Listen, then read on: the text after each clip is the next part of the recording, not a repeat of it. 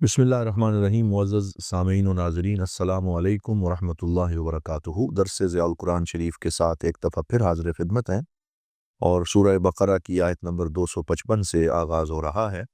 گزشتہ درس قرآن میں ہم نے آیت الکرسی کی تلاوت اور اس کا ترجمہ بیان کیا تھا۔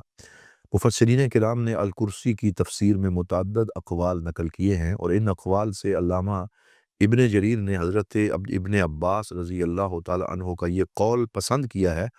قال ابن عباس کرسیہ علمہ ورجحہ الطبری قال منہ الکراسہ التي تضم العلم وقیل للعلماء الکراسی۔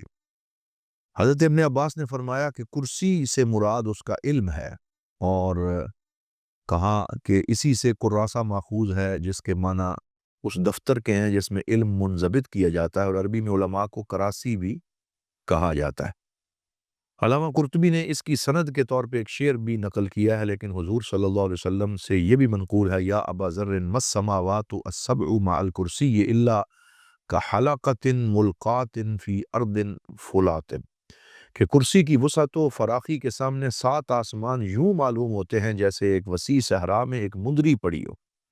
بعض لوگ مخلوقات خداوندی کی وسعت و عظمت کا تصور جب اپنے ذہنوں میں نہیں کر پاتے تو بڑی حیرت میں مبتلا ہو جاتے ہیں، اور اتنی بڑی چیز کے وجود سے ہی انکار کر دیتے ہیں، اور اپنی قابلیت ان آیات کی بعید اذکار تعویلات کرنے میں ضائع کر دیتے ہیں۔ تو ہم انکار نہیں کرتے، بلکہ جیسے اللہ رب العزت نے فرمایا اس پہ ایمان لاتے ہیں۔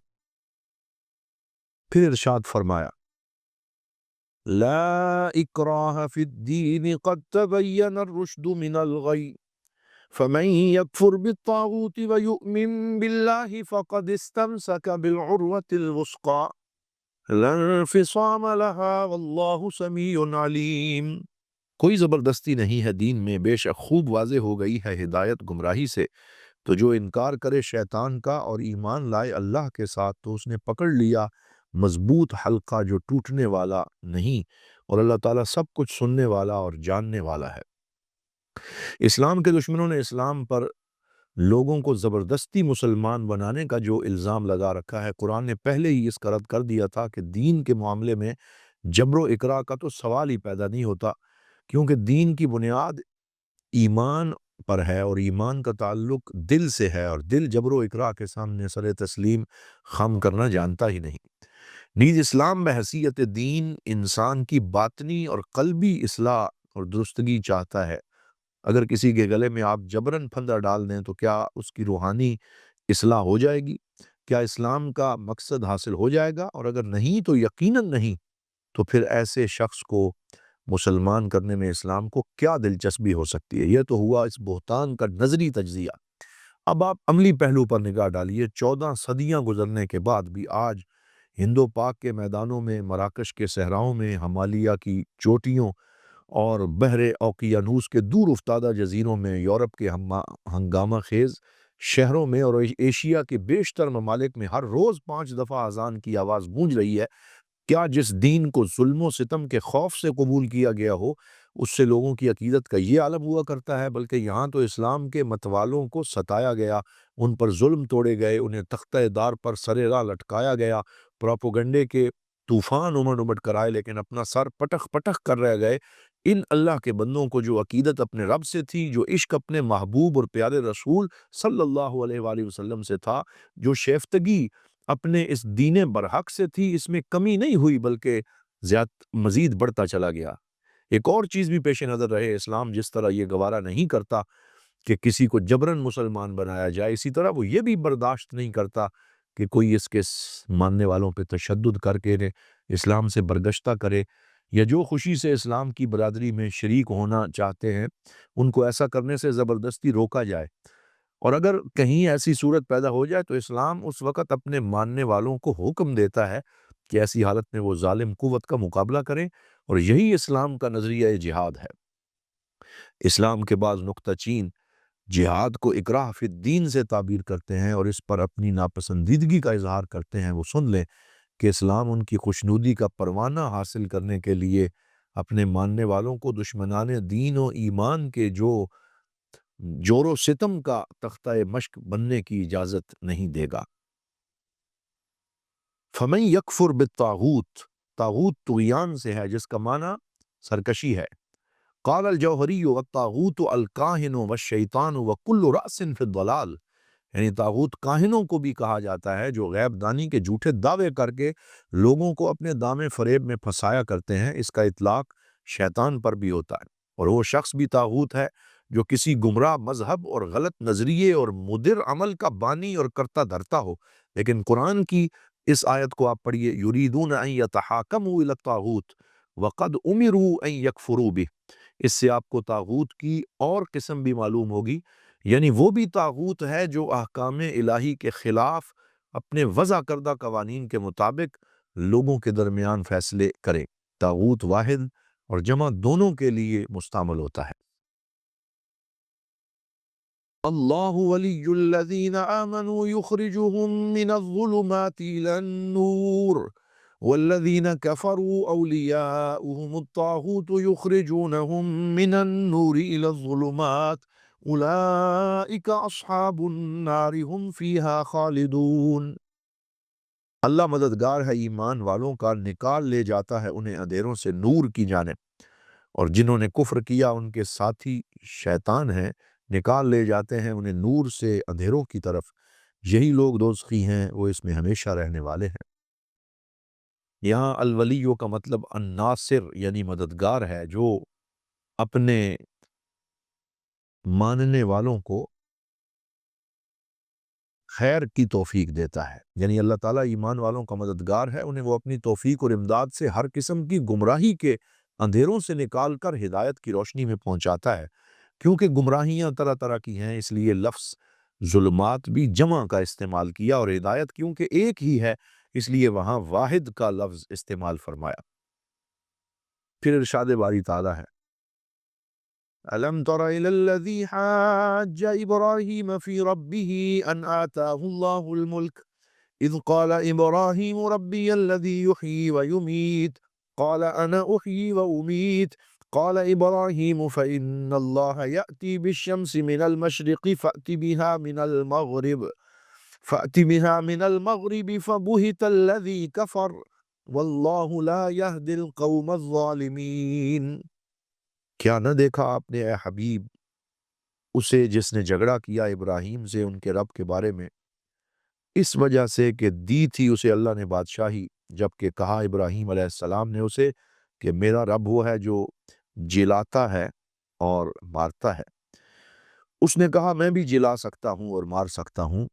ابراہیم علیہ السلام نے فرمایا کہ اللہ تعالیٰ نکالتا ہے سورج کو مشرق سے، تو نکال لا اسے مغرب سے۔ یہ سن کر ہوش اڑ گئے اس کافر کے، اور اللہ تعالیٰ ہدایت نہیں دیتا ظالم قوم کو۔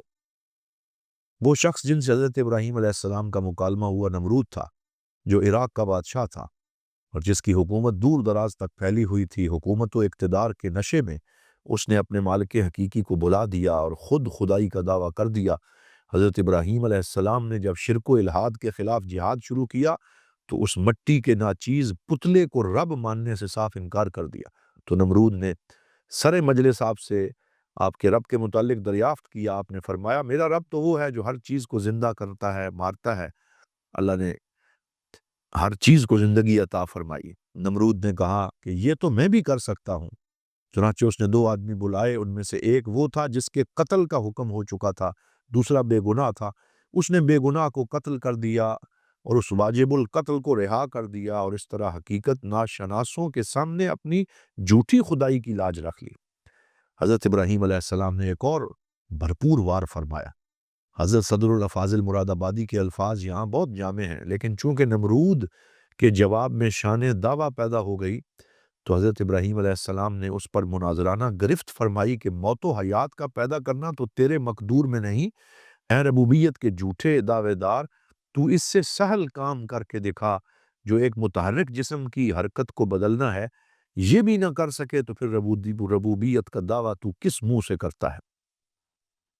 پھر ارشاد فرمایا او کالذی مر علی قریۃ وہی خاویۃ علی عروشها قال انا یحیی هذه اللہ بعد موتها فأماته الله 100 عام ثم بعثه قال كم لبثت قال لبثت يوما أو بعض يوم قال بل لبثت 100 عام فانظر إلى طعامك وشرابك لم يتسنه وانظر إلى حمارك ولنجعلك آية للناس وانظر إلى العظام كيف ننشزها ثم نكسوها لحما فلما تبين له قال أعلم أن الله على كل شيء قدير۔ اور کیا نہ دیکھا اس شخص کو جو گزرا ایک بستی پر دراں حال کہ وہ گری پڑی تھی اپنے چھتوں کے بل، کہنے لگا کیوں کر زندہ کرے گا اسے اللہ تعالیٰ اس کے ہلاک ہونے کے بعد، سو مردہ رکھا اسے اللہ نے 100 سال تک، پھر زندہ فرمایا اور پھر پوچھا کتنی مدت تو یہاں ٹھہرا رہا؟ اس نے عرض کی کہ میں ٹھہرا ہوں گا 1 دن یا دن کا کچھ حصہ۔ اللہ نے فرمایا نہیں بلکہ ٹھہرا رہا تو 100 سال۔ اب ذرا دیکھ اپنے کھانے اور اپنے پینے کے سامان کی طرف، یہ باسی نہیں ہوا، اور دیکھ اپنے گدھے کو، اور یہ سب اس لیے کہ ہم بنائیں گے تجھے نشان لوگوں کے لیے، اور دیکھ ان ہڈیوں کو کہ ہم کیسے جوڑتے ہیں انہیں، پھر کیسے ہم پہناتے ہیں انہیں گوشت۔ پھر جب حقیقت روشن ہو گئی اس کے لیے تو اس نے کہا میں جان گیا ہوں کہ بے شک اللہ تعالیٰ ہر چیز پر قدرت رکھتا ہے۔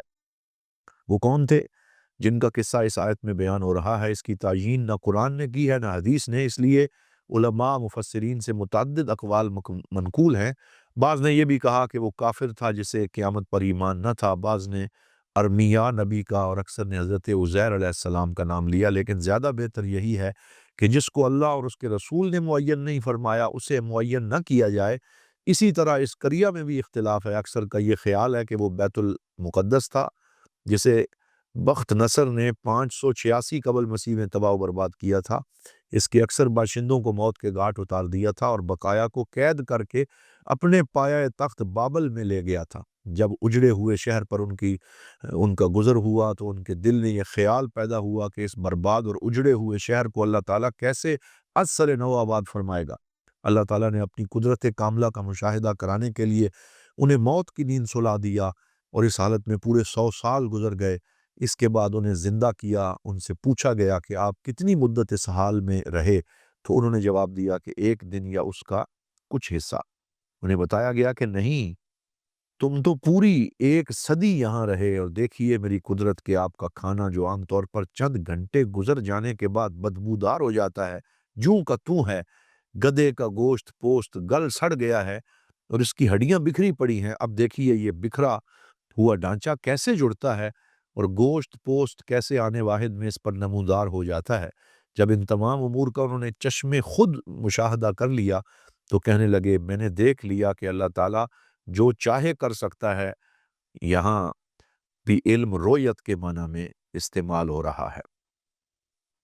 وَإِذْ قَالَ إِبْرَاهِيمُ رَبِّ أَرِنِي كَيْفَ تُحْيِي الْمَوْتَى قَالَ أَوَلَمْ تُؤْمِنْ قَالَ بَلَى وَلَكِنْ لِيَطْمَئِنَّ قَلْبِي قال فخذ 4 من الطير فصرهن إليك ثم اجعل على كل جبل منهن جزءا ثم ادعهن يأتينك سعيا واعلم أن الله عزيز حكيم۔ یہاں پر ارشاد فرمایا یاد کرو جب عرض کی ابراہیم نے اے میرے پروردگار دکھا مجھ کو تو کیسے زندہ فرماتا ہے مردوں کو۔ فرمایا اے ابراہیم کیا تم اس پر یقین نہیں رکھتے؟ عرض کی ایمان تو ہے، لیکن یہ سوال اس لیے ہے تاکہ مطمئن ہو جائے میرا دل۔ فرمایا تو پکڑ لے 4 پرندے، پھر مانوس کر لے انہیں اپنے ساتھ، پھر رکھ دے ہر پہاڑ پر ان کا ایک ایک ٹکڑا، پھر بلا انہیں چلے آئیں گے تیرے پاس دوڑتے ہوئے، اور جان لے یقیناً اللہ تعالیٰ سب پر غالب اور حکمت والا ہے۔ اللہ تعالیٰ اپنی قدرت کاملہ کا ایک اور ثبوت یہاں پر پیش فرماتا ہے۔ اس سوال سے یہ نہ سمجھ لیا جائے کہ حضرت ابراہیم علیہ السلام اس بات میں متردد تھے، ہرگز نہیں، کیونکہ یہاں سوال کیف سے ہو رہا ہے، اور کیفہ سے سوال اس چیز کی حالت دریافت کرنے کے لیے کیا جاتا ہے جس کے موجود ہونے کا یقین ہو۔ وَذَلِكَ أَنَّ الْإِسْتِفْهَامَ بِكَيْفَ إِنَّمَا هُوَ سُؤَالٌ عَنْ حَالَةِ شَيْءٍ مَوْجُودٍ مُسْتَقِرٍ عند السائل والمسئول۔ یہاں آپ کی زبان سے کہلوا دیا بلا کہ مجھے پورا ایمان ہے، یہ اس لیے تاکہ کسی کو شک کرنے کا موقع ہی نہ ملے۔ تو جب ایمان و یقین پہلے سے ہے تو پھر اس سوال کا کیا مطلب؟ اس کی وجہ بتائی کہ پہلے مجھے علم الیقین تو ہے، لیکن اگر تو مجھے اپنی قدرت کا مشاہدہ کرائے گا تو مجھے عین الیقین کا مرتبہ نصیب ہو جائے گا۔ اے سألتک لیطمئن قلبی بحصول الفرق بین المعلوم برہانا والمعلوم عیانا۔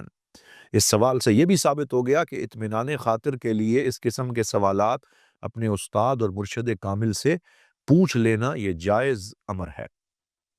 اللہ تعالیٰ نے اپنی قدرت کاملہ کا مشاہدہ کرانے کے لیے حضرت ابراہیم علیہ السلام کو حکم دیا کہ 4 پرندے لیں، انہیں ذبح کر کے ان کے ٹکڑے ٹکڑے بکھیر دیں، پھر انہیں آپس میں ملا دیں، پھر ان ملی جلی بوٹیوں کے 4 حصے کر لیں، ایک ایک حصہ ایک ایک پہاڑی پہ رکھیں، پھر ان پرندوں کو اپنی طرف بلائیں اور اپنے رب کی قدرت کاملہ کا مشاہدہ فرمائیں۔ جب حضرت خلیل علیہ السلام نے ایسا کر کے ان کو بلایا تو انہوں نے اپنی آنکھوں سے مشاہدہ کیا کہ وہ متفرق بوٹیاں گٹھی ہوئیں، بکھرے ہوئے پر جمع ہو گئے، اور وہ پرندے پھڑپھڑاتے ہوئے جلدی جلدی حضرت ابراہیم علیہ السلام کی خدمت میں حاضر ہو گئے۔ فَسُرْهُنَّ کے 2 معنی ہیں، ایک اس کا معنی ہے مائل اور مانوس کرنا، اور ترجمہ میں بھی یہی معنی لیا گیا ہے، لیکن اس کا دوسرا معنی قطعہن یعنی ان کو ٹکڑے ٹکڑے کر دو۔ حضرت ابن عباس اور ابن الانباری نے یہی معنی لیا ہے۔ یقال سار الشیء یسور اے قطعہ۔ بعض لوگوں نے اس آیت کا یہ مطلب بیان کیا ہے کہ تم 4 پرندوں کو اپنے ساتھ مانوس کر لو، پھر ایک ایک پرندہ الگ الگ پہاڑیوں پہ بٹھا دو اور انہیں اپنی طرف بلاؤ، وہ فوراً تمہاری طرف چلے آئیں گے۔ تو جیسے تم نے ان کو مانوس کیا اور وہ تمہاری آواز پر دوڑے چلے آئے، اسی طرح جب کائنات کا رب ان منتشر اجزاء کو قیامت کے روز بلائے گا تو یہ اجزاء اکٹھے ہو جائیں گے۔ لیکن یہ تعویل کچھ مناسب معلوم نہیں ہوتی۔ سوال یہ ہے کہ پراگندہ اور منتشر اجزاء اکٹھے کیوں کرو گے اور ان میں روح کیوں کر پھونکی جائے گی؟ کم از کم جواب ایسا تو ہونا چاہیے کہ جو سوال کے اہم گوشوں کی وضاحت کر دے۔ اس تعویل کے مطابق نہ تو منتشر اجزاء کا اجتماع ہے، نہ ہی مردہ کو اثر نو زندہ کرنے کا وقوع ہے، پھر اس میں کون سی ایسی چیز ہے جو قلب کے اطمینان کا باعث ہو؟ تو حضرات محترم، یہاں تک آج کا ہمارا درس قرآن اپنے اختتام کو پہنچتا ہے۔ آئندہ درس قرآن میں سورہ بقرہ کی آیت نمبر 261 سے ہم پھر آغاز کریں گے۔ اس وقت تک کے لیے اس دعا کے ساتھ اجازت چاہتے ہیں کہ اللہ کریم ہمیں نور قرآن، فہم قرآن، تدبر قرآن نصیب فرمائے اور عمل کی توفیق عطا فرمائے۔ والسلام علیکم ورحمۃ اللہ وبرکاتہ۔